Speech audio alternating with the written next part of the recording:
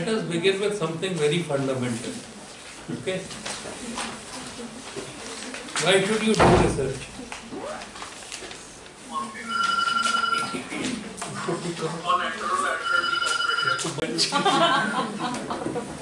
And there is no divorce from it for 3 years. Okay? So you have to do research.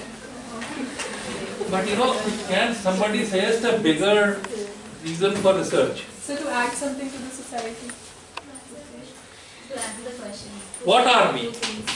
Human. We are human beings. And we are like any other Human species.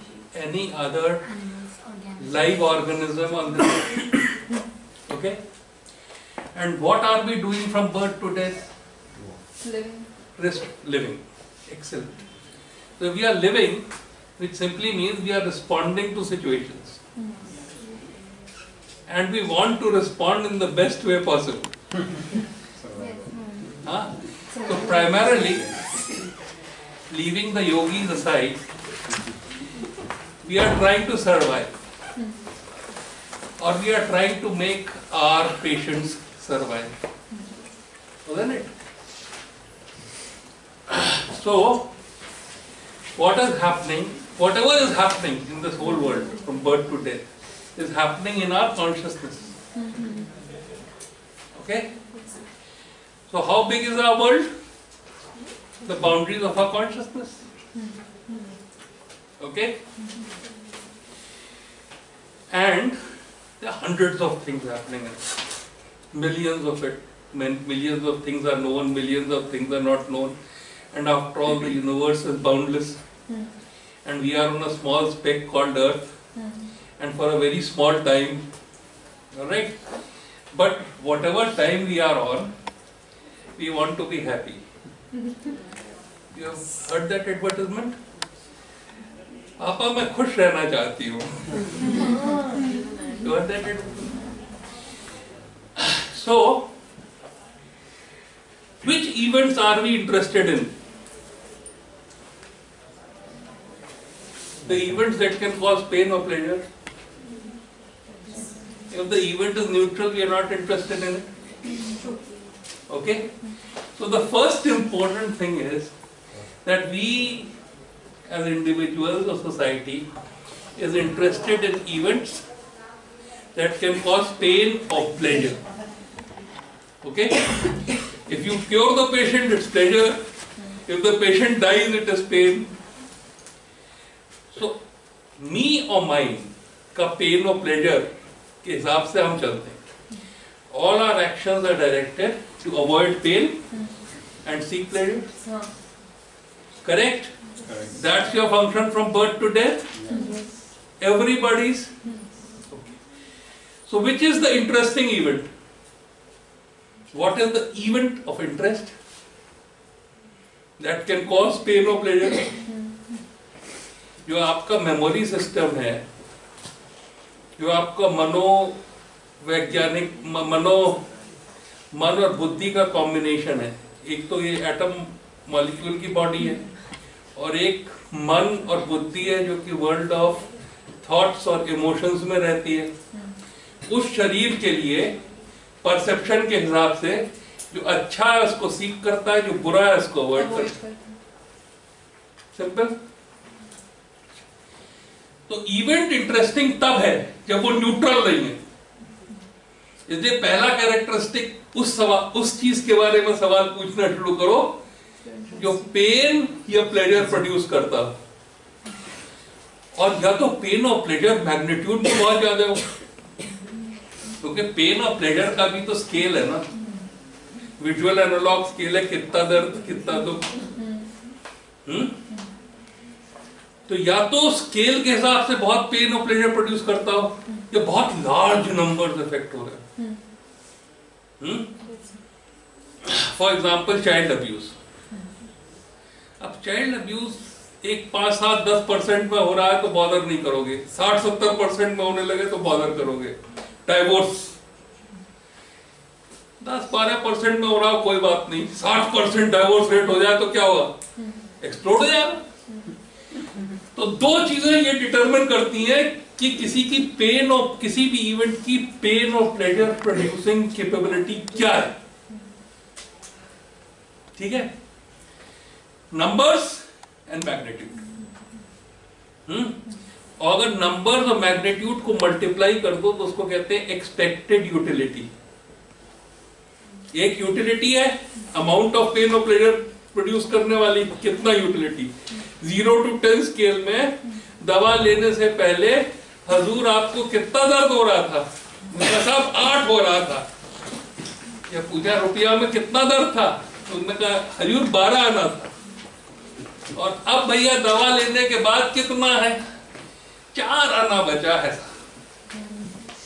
तो कितना pen produce हो रहा था ये quantify हो गया ना। तो कोई कितना पेन या कितना प्लेजर प्रोड्यूस कर रहा है एक, और कितने नंबर्स में कर रहा है, ये रिसर्च क्वेश्चन की सोसाइटी के लिए इंपॉर्टेंस है। तो अगर आपको पहली चीज अगर ग्रांट मिलनी है तो पहली बात क्या करेंगे आप? इंपॉर्टेंट क्वेश्चन चुनेंगे। ठीक है। दूसरी चीज क्या करेंगे कि किसी और ने कहीं जवाब न दे दिया हो, इसलिए लिटरेचर सर्च बहुत कस के करेंगे। नहीं तो एक ऐसा मूर्ख निकल आया जो इवैल्यूएट कर रहा है आपका, ग्रांट नहीं मिलेगी है, वो कहेगा ये तो मैं कर चुका हूं, क्या यूजलेस। तब सब लेने की बारी, नंबर ग्रांट मुश्किल से। तो पहली कैरेक्टरिस्टिक तो इंपॉर्टेंट ढूंढना शुरू करिए, और दूसरी कैरेक्टरिस्टिक ये कि किसी ने जवाब तो नहीं दे दिया। अब मान लीजिए कि आपका क्वेश्चन ऐसा है, इवेंट ऑफ इंटरेस्ट। मैं आपको एक इवेंट ऑफ इंटरेस्ट दे देता हूं। इवेंट ऑफ इंटरेस्ट ये है भाई कि 1000 बच्चे अंडर 15 ईयर ओल्ड हर साल यूपी, बिहार और आसाम में मर जाते। जरा यार इसको लगा देना। यूपी, बिहार और आसाम में मर जाते। मेरे इससे मोबाइल से नेट भी कनेक्ट कर देना अगर हो जाए, या उससे कह के नेट कनेक्ट करा देना। किस चीज से मर जाते हैं? एनकेफेलाइटिस। कब से मर रहे हैं? 37 साल से मर रहे हैं। और आपकी सरकार जो है 600 करोड़ रुपए खर्च कर चुकी है, भारत सरकार। उसके कारण ढूंढने में कभी कोई लीची कहता है, कभी कोई मच्छर कहता है, कभी कोई सुअर कहता है। No date. ये इवेंट होगा क्या? 20% मर जाएंगे, 100% एक्यूटली इल होंगे, 60% डिसेबल्ड फॉर लाइफ हो जाएंगे। इंपॉर्टेंस समझ में आ गई? तो ऐसे इवेंट में सबसे पहले हम लोग क्या करने की कोशिश करते हैं? This becomes the event of interest. तो इस इवेंट ऑफ इंटरेस्ट में सबसे पहले हम लोग क्या करने की कोशिश करेंगे? तो इसमें दो बात तो तय हो गई ना, huge number of very severe outcomes, no answers. ठीक है। तो आज के उसमें समस्या में इसको लेने में अच्छा रहेगा इस क्वेश्चन को। तो सबसे पहले इस इवेंट के बारे में हम करना क्या शुरू करते हैं? What do we do? अब इस इवेंट के बारे में आप पहले क्या करना चाहोगे? इवेंट ऑफ इंटरेस्ट है और आप वर्ल्ड के बेस्ट मेडिकल कॉलेज में हैं और सबसे बेस्ट रिसर्चर है, नोबेल प्राइज बिल्कुल आपको मिलने वाली है। तो अब आप इस स्थिति में बताइए कि क्या करेंगे? What should you do?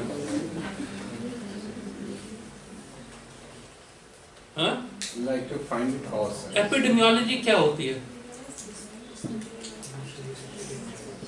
Epidemiology क्या होती है? परिभाषा बताओ epidemiology. Distribution. Very good. It is the distribution and determinant of the event of interest. Epidemiology is the study of the distribution and determinants of the event of interest. तो सबसे पहले क्या करेंगे? When, where, who is involved. ठीक है? Oh, to connect कर. So when, where और who is involved. That is, such a study is called a descriptive study. Such a study is called a descriptive study. And then comes the fourth why, fourth W. Why is he involved? This is the determinant, the cause. The third thing is, what is involving? What is involving whom, when, where, why? So that you can define the event. So that your measurement becomes a gold standard. And the last question is, then what? तो भैया क्या करोगे? Prevention, preventive, curative and rehabilitative efforts needed to modify the events in your direction. ठीक है, तो क्या करोगे? तो या प्रिवेंटिव करोगे, या क्यूरेटिव करोगे, या रिहैबिलिटेटिव प्रिवेंशन. तो अब हम लोग क्या करते हैं कि तुम लोगों को इसका एग्जाम्पल दिखाते हैं. हम लोगों ने क्या काम किया कि ये मोबाइल ले लिया और 2012 में जितने भी एक्यूट एन्केफेलाइटिस के केस रिपोर्ट किए, मैं कंट्रोल तो चाहिए नहीं डिस्क्रिप्टिव स्टडी में, तो हम लोगों ने इस पे एक एप्लीकेशन क्रिएट कर ली जिससे कि हम एक्यूट एन्केफेलाइटिस सिंड्रोम का डाटा भर सकें. यूनिसेफ के वर्कर्स ने जाके मरीज के घर से वो डाटा भर दिया. तो मरीज के बारे में उस डाटा के साथ साथ इसका जो जीपीएस लोकेशन है, लैटिट्यूड और लॉन्गिट्यूड ट्रांसमिट हो गया. तो हमारे पास 3 इंफॉर्मेशन मरीज के बारे में हो गई. क्या? Time, place and person. तो टाइम, प्लेस और पर्सन डिस्ट्रीब्यूशन के साथ हम लोगों ने एपी इन्फो को यूज किया. How many of you know AP info? You know it, but many would not know. So what we will do, we will show you how we use the info first, so that we could describe the time, place and person distribution of the 2012 epidemic of acute encephalitis. Okay? Anyway, तब तक तुम लोग ये वाली जो picture है ना, ये देखो.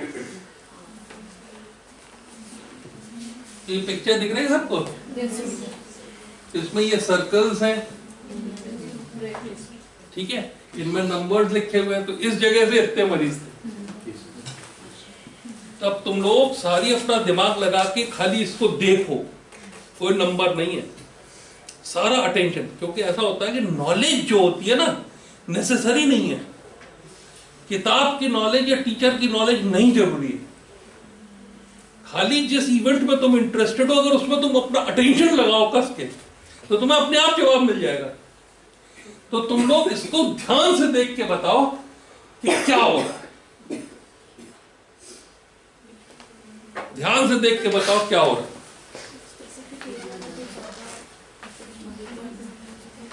कोई नंबर नहीं बता रहा मैं.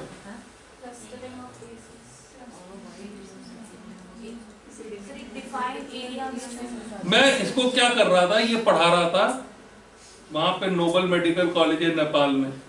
उनको टाइम, प्लेस और पर्सन डिस्ट्रीब्यूशन करना सिखा रहा था. दूसरे दिन की स्लाइड्स प्रिपेयर कर रहा था. तो जब मैं प्रिपेयर कर रहा था तो मैंने कहा यार ये काली जी की जीप की तरह ये टेढ़ा क्यों यार, व्हाई दिस, जैसे कि ये है वो.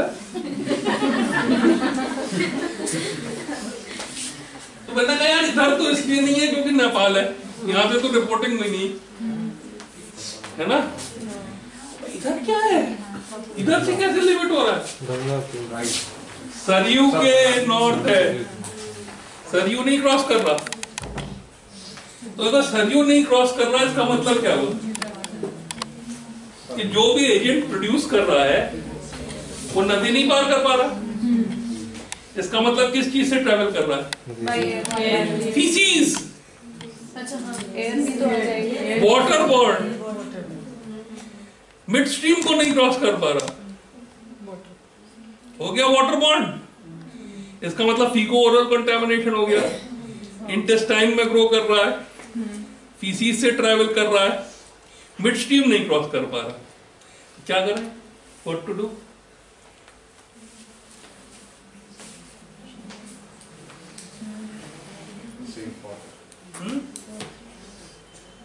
ये कहता है सेव वाटर। हम लोगों ने सेव वाटर ट्राई किया, नहीं तो हम लोगों ने सेव वाटर क्या ट्राई किया, इस पर नेट चल गया, चल गया ना? एंट्रोवायरस, तो अब तो इसमें वायरस का नाम दे दिया है, एंटेरोवायरस, तो इंटेस्टाइन में वायरस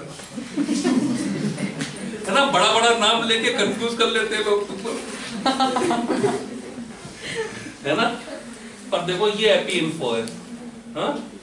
ये एपी इन्फो किया, तुमने कहा क्रिएट मैप्स, ठीक है?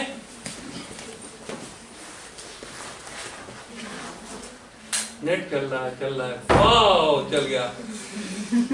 और ये देखो, ये साइड हो गया, और ये तुमने ब्राउज किया, ब्राउज करने में रीसेंट डाटा सोर्स में यूपी बिहार कंबाइन निकाल दिया, और यहां पे यूपी प्लस बिहार कर दिया। इसमें तुमने यहाँ पे लैटिट्यूड बताया, भैया लैटिट्यूड मार्क कर दीजिए, यहाँ पे तुमने लॉन्गिट्यूड बताया, भैया लॉन्गिट्यूड मार्क कर दीजिए। फिर तुमने कहा भैया एक कलर जो है तो हमको लाल अच्छा लगता है ना? हमने कहा ओके भैया, डांटो नहीं, तो फिर कहा ओके, तो बना दिया एज सिंपल एज दैट। अब इसको जब बना दिया, now it has made it, तो हमने कहा भैया जी जरा सा इसका आप टाइम लैप्स क्रिएट कर दीजिए, और टाइम फील्ड जब हमने क्रिएट करने की बात की तो हमने डेट ऑफ सिम्टम्स लगा दी, तो हमने कहा ओके, तो उसने टाइम बता दिया। इसका मतलब 11/12/2011 को ये पिक्चर थी, और फिर हमने अगर इसको जो है मार्क करना शुरू किया, डे टू डे ये जो है मार्क करता चला जाएगा, एवरी डे, वो 15, 16, 17 दिख रहा है नहीं, हाँ? और बीच में रेट दिख रही है, ठीक है? तो इसके बाद हम लोग यहां पहुंच जाए कहीं पे, देख रहे हो ना कैसे चेंज हो रहा है, और इधर की तरफ गंडक है, इधर की तरफ गंडक है, इधर की तरफ सरयू है, और कोई भी क्रॉस नहीं कर रहा सरयू को अभी, ठीक है? उसके बाद यहां पे चलते चले आए, और रेट तो तुम्हें दिख ही रही है, बहुत कम है, ठीक है? पर गोरखपुर में ज्यादा होती जा रही है, इसलिए क्योंकि गोरखपुर में लोग ज्यादा है, ठीक है?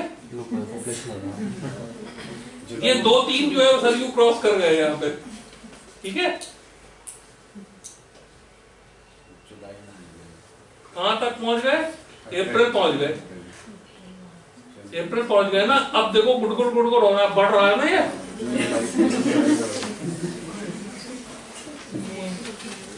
अरे बढ़ते बढ़ते ये 2 हो गए, मुजफ्फरपुर, गंडक है क्रॉस। भैया ये क्या हुआ, व्हाट हैपेंड? अभी तक सरयू गंडक प्रोटेक्ट कर रही थी, गंडक कैसे क्रॉस कर गई?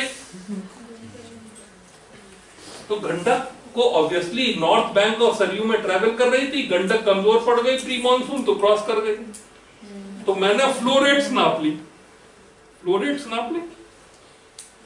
सरयू की फ्लो रेट और गंडक की फ्लो रेट और गंगा की फ्लो रेट्स, और फ्लो रेट से ये कंपैरिजन कर दिया कि हाँ अब इतना जब इसका लेवल था गंडक का, उसके बाद एपिडेमिक शुरू हुई, उसके बाद मॉनसून आई, एपिडेमिक गायब हो गई, जैसे फ्लो रेट बढ़ गई, फीसीज वॉश हो गई, एपिडेमिक गायब हो गई। तो अब तुम देखो क्या होगा,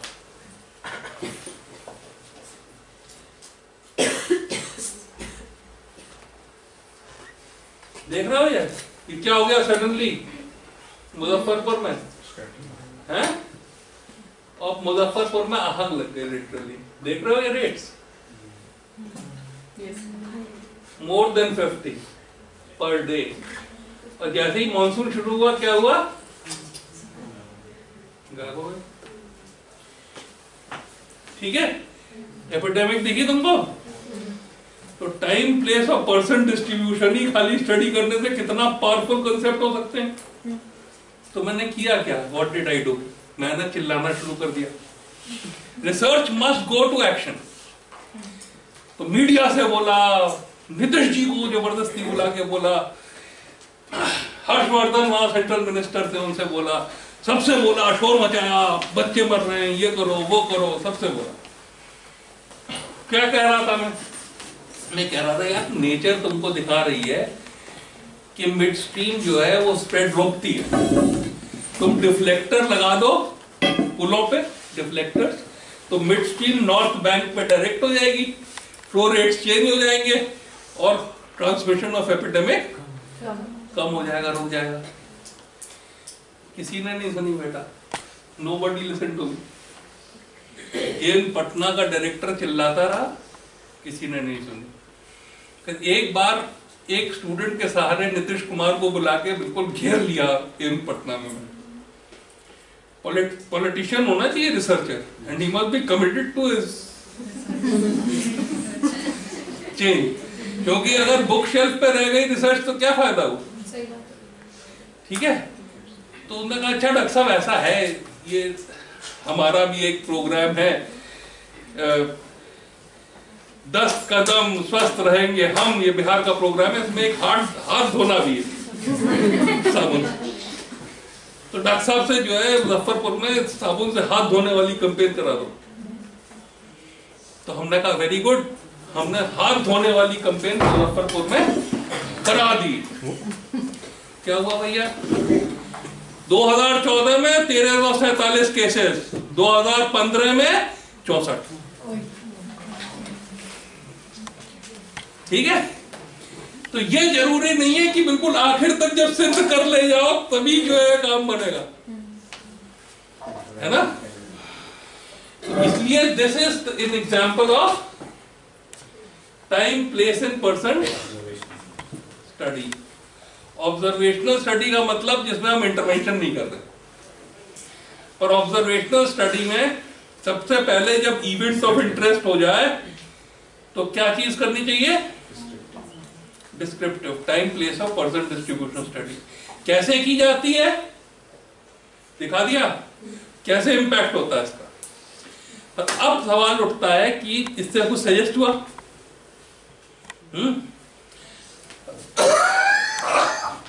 अब अगर फीसीज उसके मुंह में पहुंची, 3 चीजें हैं, एजेंट है, एंट्रोवायरस है, इंटेस्टाइन में है, दूसरी बात यह है कि वो दूसरे के मुंह में पहुंच गया। तो पहली बात उसने फीसीज में सिक्रीट हो रहा है, पानी में जा रहा है, वो पानी दूसरे द्वारा यूज हो रहा है। हमने कहा भैया ये जो 124 है, हम लोगों ने ये 124, हमारा यूपी में तो जोर था नहीं, तो इस 124 में घुस गए हम लोग, यहाँ पे इसमें ये 67 में दिख रहा है तुमको? yes, yes, तो हम लोग जो थे यहाँ जब घुस गए तो हम लोगों ने देखा कि यार ये एक कॉलोनी से सब मरीज आए, इसमें 200 घर है, 3 टॉयलेट्स हैं, और सब लोग इस पूल में, कहां पे? इस वाले पूल में, इस पूल में पॉटी धोते हैं, है ना? तो हमने कहा भैया कितना भी गाना गाओ, टॉयलेट तो है नहीं, मोदी जी गा रहे हैं टॉयलेट नहीं बना पा रहे, तो हम क्या बना पाएंगे, है ना? इससे तो अच्छा खुरपी लेके जाओ, खेत खोदो, पॉटी करो, भट्टी से ढक दो, सरफेस वाटर में मत जाओ, है ना? पर कोई नहीं चेंज कर सकता इसको, बहुत मुश्किल है चेंज करना। तो हम लोगों ने कहा भैया हाथी धो लो साबुन से, साबुन बांटना शुरू कर दिया और क्लोरीन वाटर की टैबलेट बांटना शुरू कर दिया, और खाली इतने से ही जो इफेक्ट हुआ जो मैंने तुम्हें बताया, है ना। तो प्रैक्टिकल जवाब निकल सकते हैं। और ये जो है ये लोकलाइज करने के लिए कहां पे जाओ, कैसे पढ़ो, कैसे समझो, इसलिए एपिडेमियोलॉजी बड़ी इंटरेस्टिंग साइंस है या नहीं। ये खाली रिसर्च केजीएमसी की बाउंड्री में हो सकती है, एयर कंडीशन कमरे में केजीएमसी की बाउंड्री में ही खाली रिसर्च नहीं हो सकती है। दरिया की गहराई का पता दरिया में कूदने से लगता है, किनारे खड़े रहने से नहीं लग पाएगा, ठीक है। इसलिए ये वाला जो कंपोनेंट है टाइम वाला, और कैसे माइक्रो मैपिंग होती है किसी भी इवेंट ऑफ इंटरेस्ट की, ये मैंने तुमको बता दिया। अब सवाल आता है वाई कैसे प्रोड्यूस हो रही है। तो इसी में बहुत सारी चीजें भैया उसके हाथ में आ रही है, किसी तरह से उसके हाथ में किसी तरह से आ रही है। लोगों का लीची से आ रही है, तो मैंने कहा लीची के अंदर की बात नहीं है, लीची के छिलके की बात है। कंटामिनेटेड हैंड से बच्चे ने लीची का छिलका छुआ, है ना, और वो लीची का छिलका जो है उसी से दूसरे ने खा लिया। तो सवाल ये है कि मल्टीपल कॉजैलिटी है, ट्रांसमिट हो रहा है ना, एजेंट टू होस्ट ट्रांसमिशन हो रहा है, होस्ट ससेप्टेबल है, तो मल्टीपल फैक्टर्स है कॉजैलिटी में जिससे कि बीमारी हो रही है। In the same study, they have proved that when the lychee is eaten after washing, that is a protective factor. Hazard presentation, जो Lancet में article लिखा है। अच्छा, तो washing has a protective. So same lychee becomes a protective factor when it is consumed after washing. So इसका मतलब छिलके में, Exactly. छिलके में सवाल है। तो इसके लिए हम लोग क्या स्टडी करेंगे, ये स्टडी करेंगे, एक 2x2 टेबल बना लेंगे, ठीक है। अब 2 called as attributable risk and risk ratio also called as relative risk, all right, and odds ratio, सही, all right. Now supposing this was also 20/100,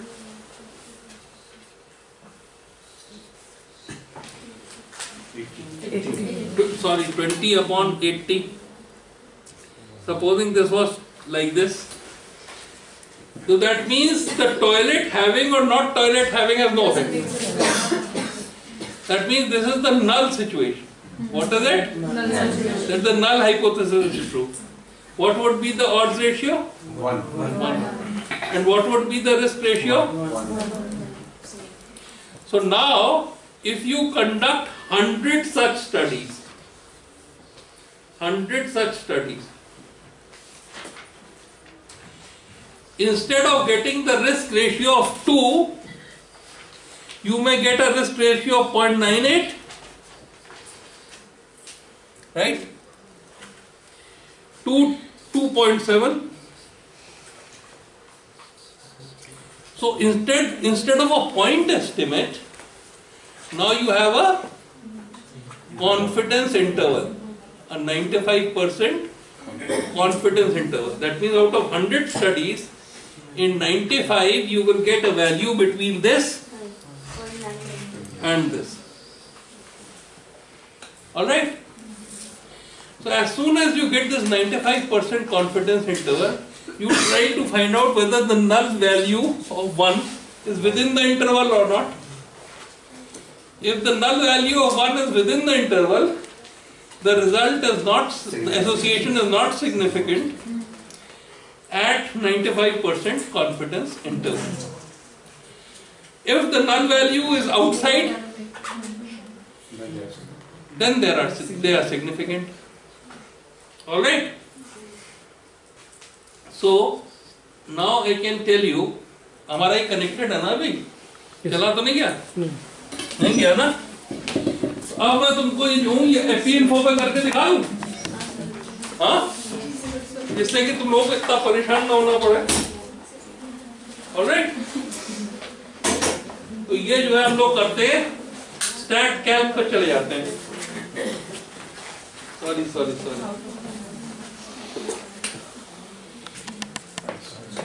ठीक है, स्टैट कैल्क पे चले गए और ये जो है इसको बड़ा कर लिया। अरे यार ये तो ट्रेंड के लिए आ गया, ट्रेंड नहीं दिखाना चाहते हम, स्टैट कैल्क पे जाके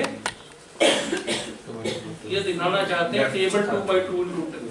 ठीक है, तो हम लोगों ने क्या कहा था ऊपर 20 और उसके बाद हमने कहा था 10 80, ठीक है, और नीचे हम लोगों ने क्या कहा था 10 और 90 कहा था। तो हमारे पास ये वैल्यूज आ गई नहीं आ गई, रिलेटिव रिस्क ऑड रेशियो आ गई, ऑड बेस्ड रिस्क बेस्ड आ गई 2 आ गई, उसके 95% कॉन्फिडेंस इंटरवल आ गए, नहीं आ गए? तो कोई झंझट तो नहीं है, नहीं है ना, पक्का? तो सबसे पहली बात यह है कि ये 2x2 टेबल स्टडी पॉपुलेशन में बनानी पड़ती है टू एस्टैब्लिश एसोसिएशन। ऑलराइट, अब सवाल इस बात का उठता है कि इसको भरने के 2 तरीके हैं। इसको भरने के 2 तरीके हैं।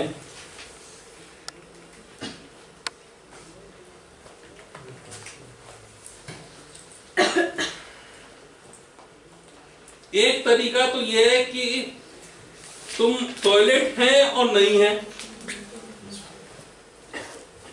इफेक्ट पॉजिटिव इफेक्ट नेगेटिव का एक कोहॉर्ट कलेक्ट करो और आगे चलते चले जाओ और देखो एन्केफेलाइटिस हुई या नहीं हुई।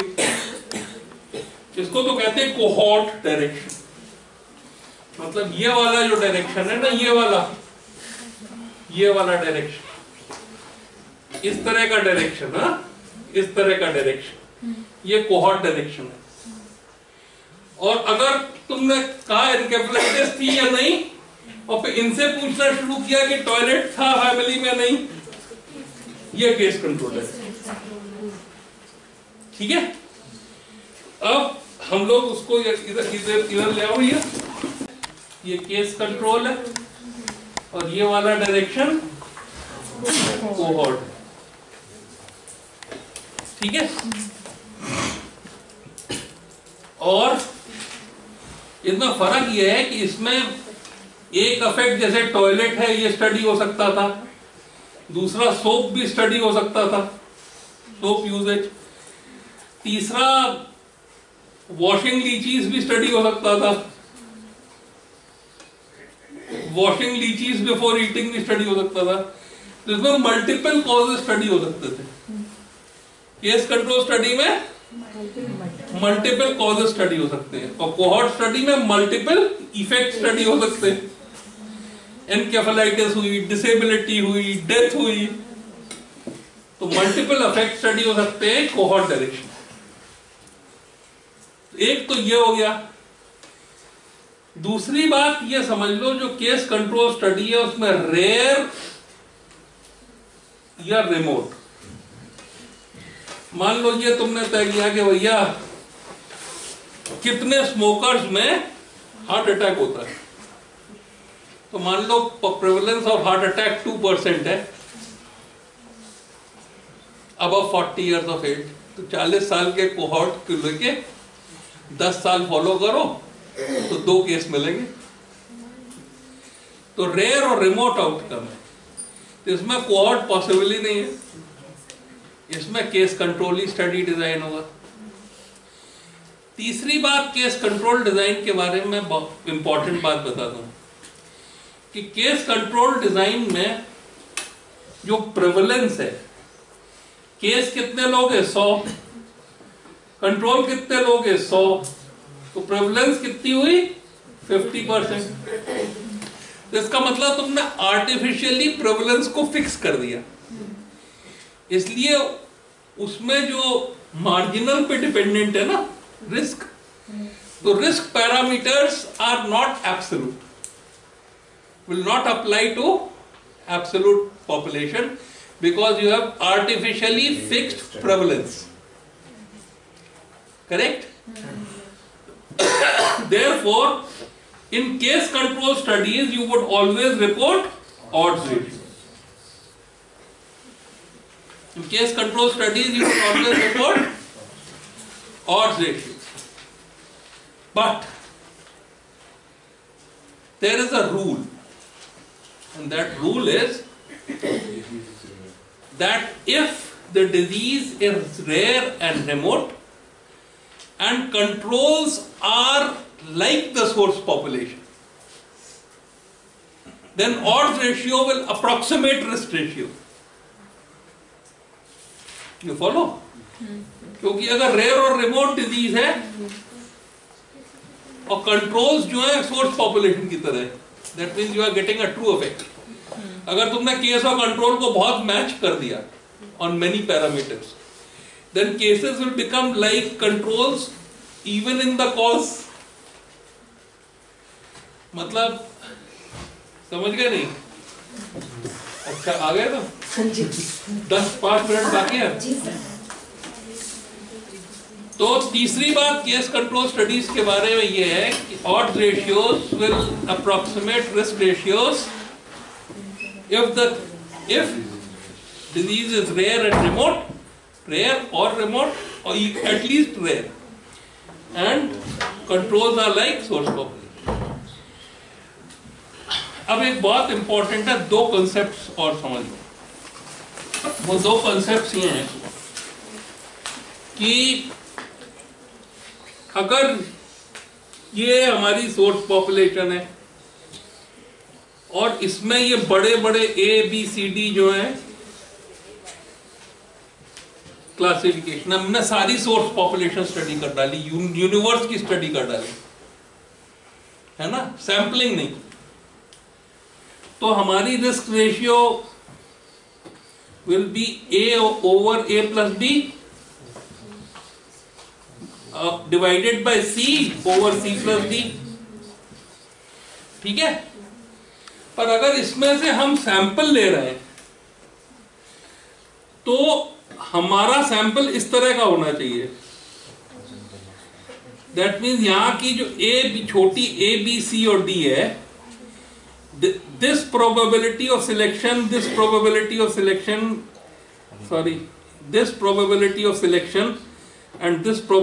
selection should be equal. और ये तभी पॉसिबल है जबकि सिलेक्शन रैंडम है ओवर सफिशिएंट सैंपल साइज। नहीं तो क्या होगा कि अगर हमने मान लो इस तरह का सैंपल ले लिया तो हमारा A का कॉलम बहुत बढ़ जाएगा and our risk ratio that we get will be error और higher. So this is called as selection bias. What is this called? Selection bias. This is called as selection bias. When the probability of selection from all four scores is not nearly equal. And that can be avoided by random selection over a sufficient sample size. Not random allocation. Random selection. Random allocation to two groups is a different issue. This is random selection of the study population from the source population. And source population should always be the target population. Should be like the target population. America में study की, हिंदुस्तान में apply कर रहे हो, गड़बड़ा जाएगा। So if source population is like target population and your selection has been sufficient sample size and random, then there will be no selection bias. What is this called as? Selection bias.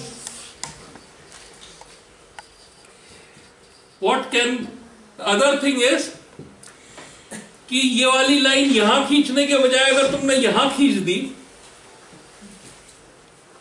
ये वाली line यहां खींचने के बजाय यहां खींच दी, तो तुम्हारा फिर से बायस हो जाएगा, ये स्क्वायर्स इक्वल नहीं आएंगे। So that is called as measurement bias. and that measurement bias is obviously between cases and non-cases, or exposed and not exposed. For example, if you are talking about abortions and alcohol use during pregnancy, तो जिस lady के abortion हो गया उसको alcohol use खूब याद रहेगा, तो she is fall in the square. और जिसका नॉर्मल में भी है उसके लिए अल्कोहल यूज इतना इंपॉर्टेंट नहीं है, अरे डक्सा कभी कभी ले लेते थे, खास बात है।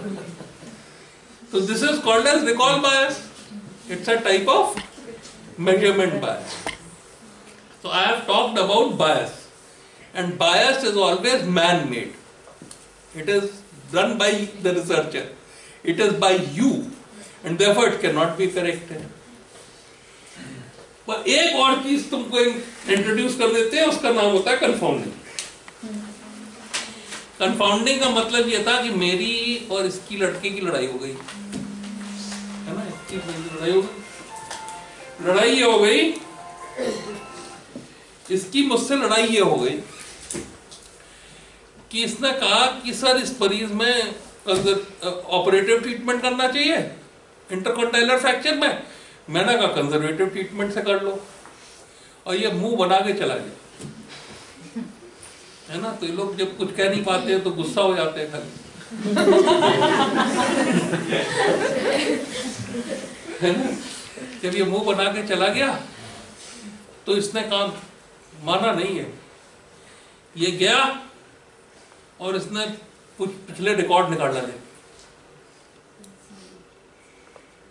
और रिकॉर्ड निकाल के ये नंबर्स ले आया, good result, bad result, conservative treatment, operative treatment, वो टू टेबल बना। बट ये हार गया। जो कंजर्वेटिव ट्रीटमेंट वाले थे, they had to, their relative risk was they had 2% higher chances of getting good result as compared to operative treatment. तो ये बेचारा फिर उदास हो गया। जब ये बहुत दिन उदास रह लिया तो मैंने उसको कंफर्ट किया। मैंने कहा भैया जी ऐसा था कि जो ऑपरेटिव ट्रीटमेंट वाले थे वो ज्यादा डिस्प्लेस थे, इसलिए उनका बैड रिजल्ट हुआ।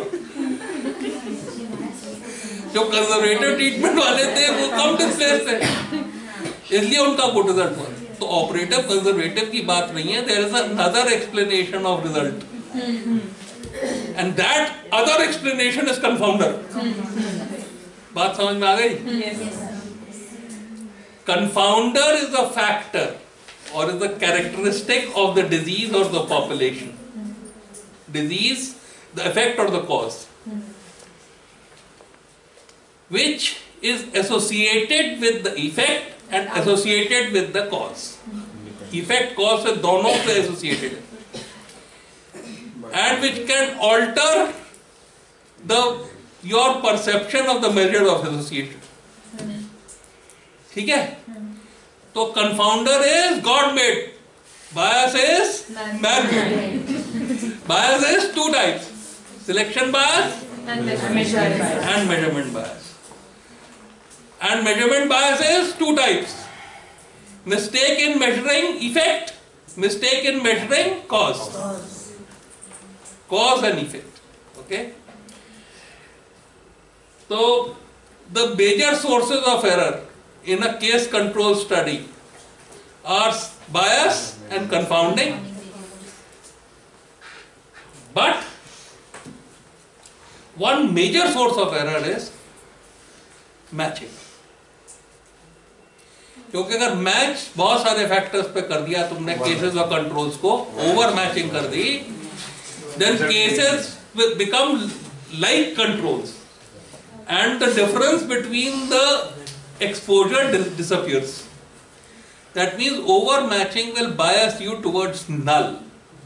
You will have greater chances of saying that there is no difference, because the cases and controls have become not only matched with all the factors that you have matched, but they are now also matched on exposure. Okay? So overmatching causes matching on exposure. And that's why overmatching is the third reason of problem with case control studies. Alright? So case control studies are a measure of association. They are done, their basic measurements are risk ratio, odds ratio and risk difference. They are retrospective in time, that means you take cases, you take controls and you measure the cause. Cause is yes or no. To fill this 2 by 2 table. And of course, the major reasons of fault in case control studies are confounders, selection bias and measurement bias. And how do you control confounders? We can't control. We can't control. You can control confounders because they are God made. But you can't control bias. So how can you control confounders? Giving selection of choices and controls matching by matching. अगर भैया ये इसको जरा मिटाना इधर से लेके कि तुमने कहा कि मैं तो खाली टाइप 1 फ्रैक्चर्स ही लूंगा इंटरकॉन्डाइलर, तो तुमने बाकी रेस्ट्रिक्ट कर दिया. तो this is called as restriction. इसकी प्रॉब्लम क्या है कि टाइप 2, टाइप 3, टाइप 4 के बारे में बोल ही नहीं पाओगे. दूसरा तुमने कहा कि मैं जो हूं मैच कर दूंगा, तो तुमने क्या कहा कि भैया एक केस में जो हूं अगर टाइप 1 कर दूंगा, एक केस में टाइप 1 का दूसरे ग्रुप में भी लूंगा. ठीक है, इसको तुमने मैच कर दिया तो both groups will be similar. Affected, not affected will be similar on this types of the type of fracture, है ना? That's why type of fracture का effect हट जाएगा. ठीक है? This is called as matching. But case control study में matching तो कर नहीं सकते, इसलिए तुम 4 टेबल बना दोगे. 4 टेबल में ये टाइप 1 फ्रैक्चर की टेबल है, ये टाइप 2 की है, ये टाइप 3 की है और ये टाइप 4 की है. हर जगह रिस्क रेशियो निकाल लोगे, है ना? ये 1 वाला RR है, ये 2 वाला RR है. So this is called as stratification. ये 3 वाला RR है और ये 4 वाला RR है. This is called as, इनका जो है combined RR निकाल दोगे, which is called as Mantel-Hansel adjusted odds ratio, or all right, and this is adjusted for type of fracture. तो crude odds ratio है जब चारों टेबल कंबाइन कर दी, और adjusted odds ratio है जब stratified एनालिसिस कर दी. और ये भाई जो थे और नाराज हो गए, इन्होंने कहा कि अबे ड्यूरेशन भी तो फर्क था, सिंपल कंपाउंड भी तो फर्क था, तो बहुत सारे कंफाउंडर हो गए. तो फिर उसमें हम लोग जो है गुड और बैड को लेफ्ट साइड पर डाल देंगे, इंडिपेंडेंट वेरिएबल्स को राइट साइड पर डाल देंगे, and that becomes logistic regression. And the beta coefficient का जो एंटी लॉग है, एक्सपोनेंशियल है, that is the odds adjusted odds ratio which links that variable x1 to xn to the outcome. ठीक है? So this is the sources of error in case control study. Questions? Otherwise, bye. Huh? Nice and simplified way.